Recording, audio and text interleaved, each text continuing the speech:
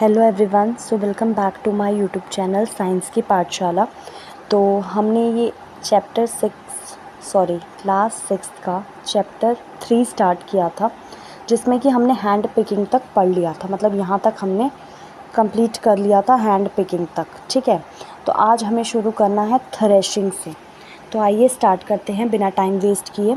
तो आपने देखा होगा कि बहुत सारे जो बंडल्स होते हैं, गुच्छे में जो वीट होते हैं या पैडी के स्टॉक होते हैं, आप यहाँ पे देख सकते हैं।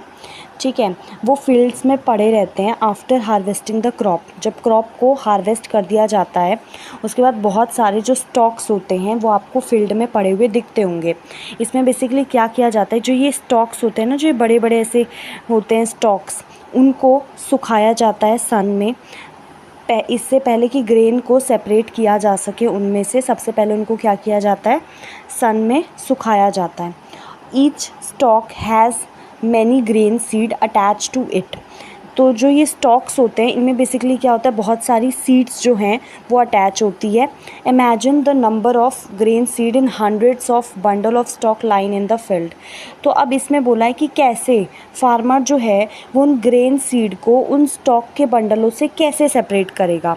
ठीक है, तो आइए देखते हैं कैसे सेपरेट करेगा।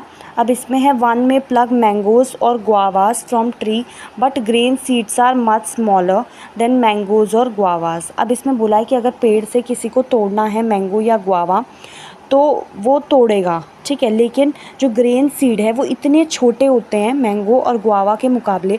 अब अगर देखो, फार्मर अगर एक एक स्टॉक में से एक एक सीड को अलग करने लगेगा तो फिर वो पता नहीं कितने उसको दिन, कितने महीने, कितने साल लग जाएंगे। ठीक है, तो इसमें यही चीज़ लिखी है कि plugging them from there stock ऐसा पॉसिबल ही नहीं है। तो अब वो कैसे सेपरेट करेगा, तो उसके लिए एक प्रोसेस होता है।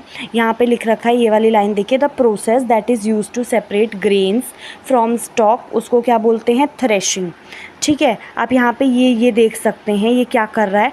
ठीक है, ग्रेन से सीड को सेपरेट कर रहा है। तो इसमें यही प्रोसेस होता है जिसमें कि हम क्या करते हैं, ग्रेन को स्टॉक से सेपरेट करते हैं, उसे बोला जाता है थ्रेशिंग।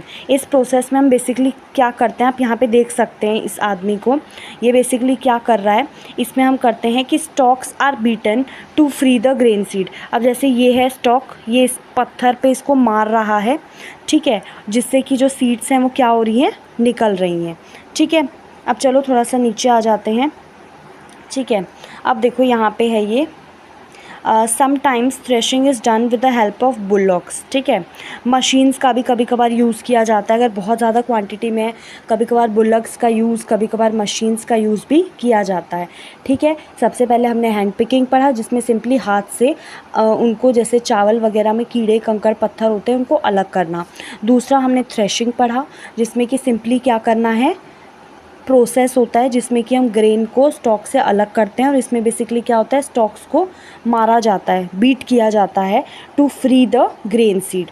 अब आइए विनोइंग देख लेते हैं। ठीक है, अब इसमें एक एक्टिविटी दे रखी है आपको, make a mixture of dry sand with sawdust और पाउडर्ड ड्राई लीव्स। ठीक है, आपको एक मिक्सचर बनाना है, किसका, ड्राई सैंड का, किसके साथ, सॉडस्ट या फिर जो सूखी हुई ड्राई लीव्स जो होती है ना, उनकी पत्तियाँ, जो ड्राई लीव्स होती हैं उसको पाउडर्ड फॉर्म में।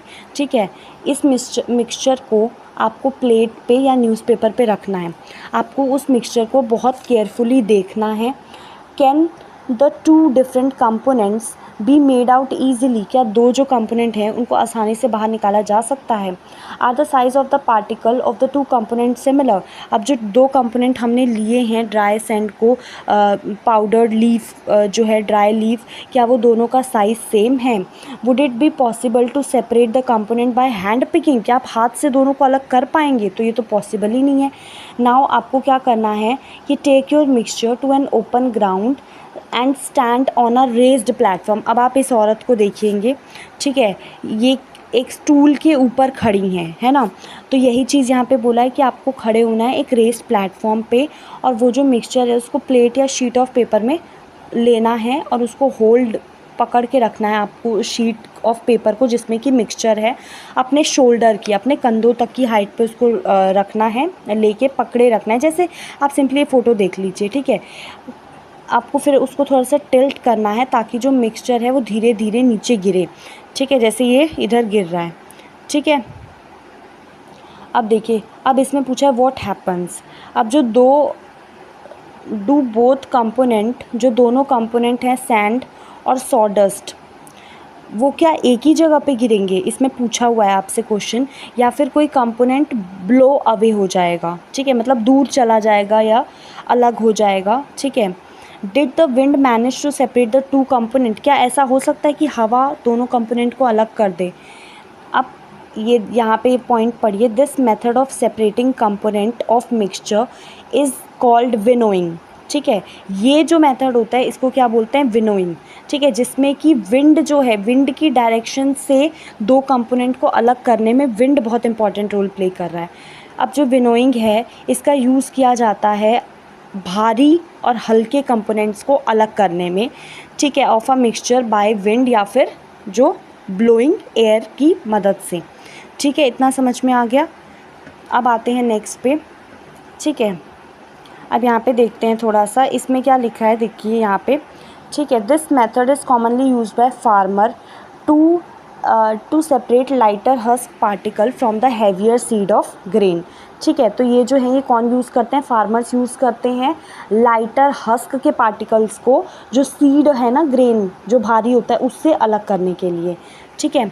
हस्क पार्टिकल जो है वो दूर चला जाता है किससे, विंड के थ्रू, विंड की मदद से, और जो सीड है ग्रेन का वो सेपरेट हो जाता है, ठीक है, and form a heap near the platform for winnowing. अब जो सेपरेटेड हस्क है ना, इसको बेसिकली जो भूसा भूसा होता है ना, भूसा ऐसे, ठीक है, जिसको हम किसके लिए यूज़ करते हैं, गाय या फिर जो कैटल्स होते हैं उनके खाने के लिए, ठीक है, उनको खाने के तौर पे दिया जाता है। अब आ जाते हैं सीविंग, ठीक है। कभी कभार क्या होता है, we may wish to prepare a dish with flour, ठीक है, कभी कभार हमें आटे से कोई डिश बनानी है, ठीक है। We need to remove impurities, हमें जो इम्प्योरिटीज़ हैं, जो गंदगी है उनको बाहर निकालना है, या फिर जो उसमें कुछ ब्रान प्रेजेंट है उसको निकालना है। तो हम क्या करेंगे, बेसिकली हम सीव का यूज़ करते हैं और pour the flour into it, मतलब आपको बेसिकली जैसे आटा छानते हैं वही, जैसे ये छन्नी है आटा छानने वाली, और यहाँ पे आपने नीचे रख दिया, इसमें डस्ट पार्टिकल ऊपर कलेक्ट हो जाएगा और नीचे आपका प्योर आ जाएगा, ठीक है। सीविंग से बेसिकली क्या होता है, जो फाइन फ्लोर पार्टिकल्स हैं वो होल से पास हो जाते हैं और जो बड़ी बड़ी इम्प्योरिटीज़ हैं वो इसी में फंसी रहती हैं। इन फ्लोर मिल इम्प्योरिटीज़ जैसे कि हस्क हो गया, स्टोन्स हो गया, ये सब रिमूव किया जाता है आटा को ग्राइंड करने से आटा को नहीं, वीट को, गेहूं को आटे में बदलने से पहले, आई एम सॉरी, ठीक है। Usually bag full of wheat is poured on a slanting sieve, ठीक है। अब जो ये सीविंग है ये बेसिकली क्या करता है, जो स्टोन्स के पीसीज होते हैं, स्टॉक्स, हस्क जो उसमें रह जाते हैं ना, उनको अलग करता है। मतलब क्या होता है कि थ्रेशिंग और विनोइंग के बाद भी जो रह जाते हैं उनको किससे अलग किया जाता है, सीविंग से, ठीक है। तो अब आगे देख लेते हैं, या फिर आज के लिए इतना ही रहने देते हैं। तो कल बेसिकली हम क्या पढ़ेंगे, एक्टिविटी 4 से पढ़ेंगे, ठीक है। अगर आपको वीडियो अच्छी लग रही है तो प्लीज़ चैनल को सब्सक्राइब कीजिए और लाइक भी कर दीजिए। आप लोग देखते तो हैं बट आप लोग लाइक और सब्सक्राइब नहीं करते हैं, प्लीज़ कर दीजिए, it's a request. Thank you so much.